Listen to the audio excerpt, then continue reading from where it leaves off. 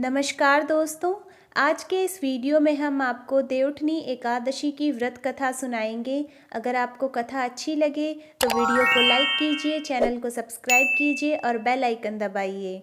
देवउठनी एकादशी की पौराणिक कथा के अनुसार एक राज्य में सभी लोग एकादशी का व्रत रखते थे। उस दिन नगर के किसी भी व्यक्ति या पशु पक्षी को अन्न का एक दाना भी नहीं दिया जाता था।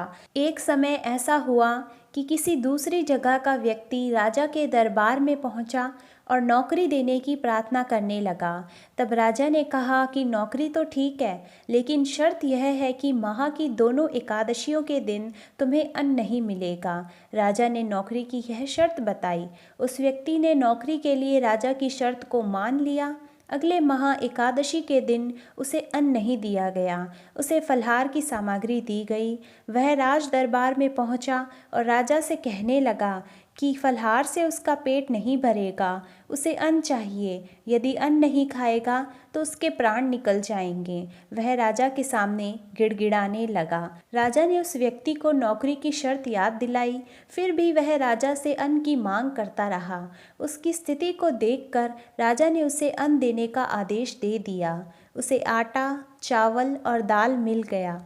वह नदी के तट पर पहुंचा और सबसे पहले स्नान किया, फिर भोजन तैयार करने लगा।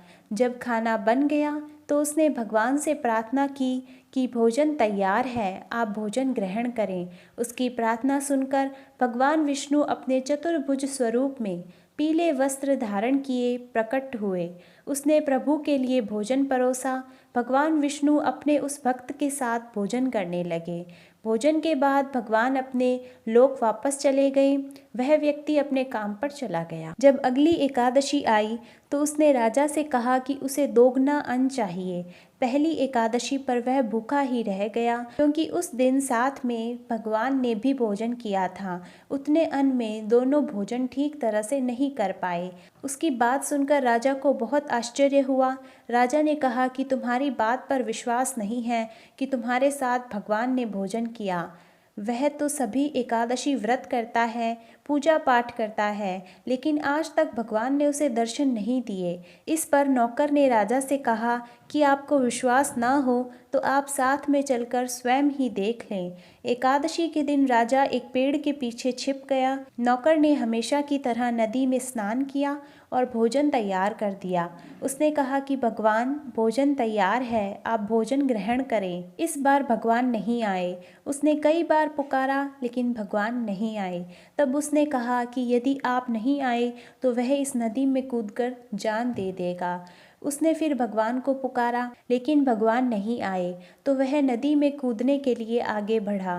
तभी भगवान प्रकट हो गए और उसे रोक लिया। वह उसके साथ बैठकर भोजन करने लगे। उसके बाद उसे अपने विमान में बैठा लिया और अपने साथ अपने धाम लेकर चले गए। यह देखकर राजा को ज्ञान हुआ कि मन की शुद्धता के साथ ही व्रत और उपवास का फल मिलता है। उसके बाद से राजा भी पवित्र मन से व्रत और उपवास करने लगा। जीवन के अंत में उसे भी स्वर्ग की प्राप्ति हुई। हे विष्णु भगवान, जैसा नौकर के साथ हुआ वैसा सभी के साथ हो, और जैसा उस राजा के साथ पहले हुआ वैसा किसी के साथ ना हो। बोलिए विष्णु भगवान की जय। तो दोस्तों, कैसी लगी आपको यह कथा? अगर अच्छी लगी हो तो इसे शेयर करें और हमारे चैनल को सब्सक्राइब करना ना भूलें।